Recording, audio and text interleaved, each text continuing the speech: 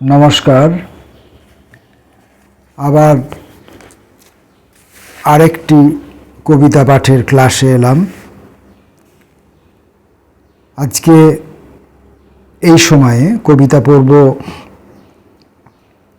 কবি নিয়াজুল হকের কবিতা। প্রথম কবিতার নাম গাছ। আম গাছ একটা গাছ, শুধু কি তাই? খুঁজলে পেয়ে যাবেন হৃৎপিণ্ড, কলিজা, ফুসফুস, যকৃৎ সব। এমনকি পাবেন পেশি এবং অস্থি। ঠিক পুরো একটা মানুষ। তা যদি না হতো, সে বন্ধু হয় কিভাবে? তার দেহতত্ত্ব নিয়েও গান লেখা হবে, হুবহু মানুষের মতোই।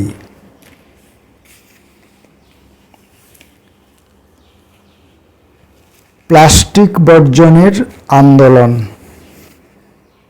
সামান্য একটা ঘটনাই অনেক সময় তফাৎ গড়ে দিতে পারে। ধরুন, একটা দল বা গোষ্ঠী অথবা সম্প্রদায় প্লাস্টিক বর্জনের আন্দোলন করছে।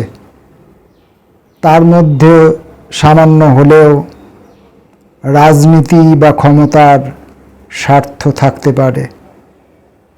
দক্ষিণবঙ্গে বাড়ি, এমন একজন আধিকারিককে দেখেছিলাম উত্তরবঙ্গের একটি বাজার থেকে একটি আঁশ ছাড়ানো ছোট্ট মৃগ মাছকে দড়িতে ঝুলিয়ে বাড়ির দিকে নিয়ে যেতে।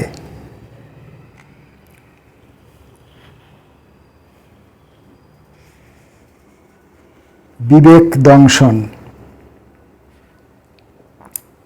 এই নদীর গতিপথ বদলে দিয়েছে কেউ। আমরাই জল হয়ে সাগরে ঝাঁপ দিই, আবার মৃত্যু থেকে ফিরে আসি বাষ্প হয়ে।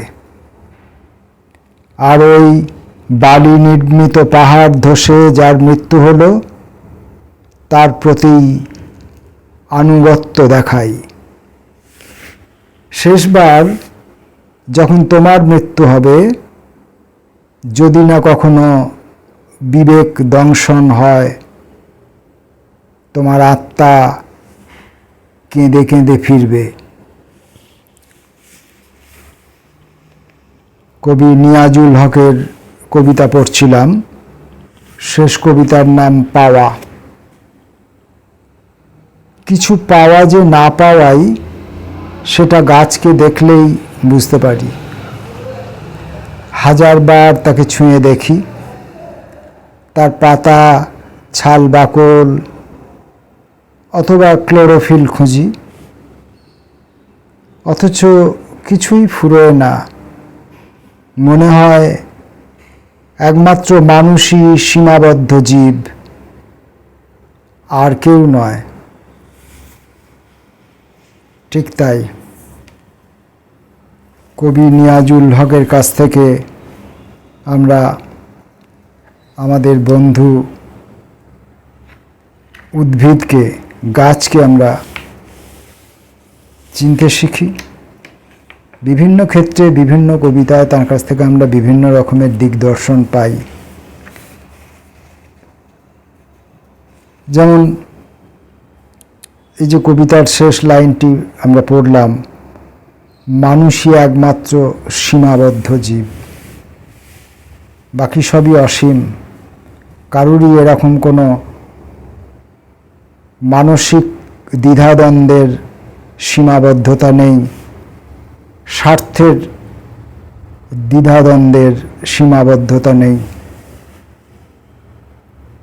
বা কোনো রকম সংস্কার কুসংস্কারের সীমাবদ্ধতা নেই, বা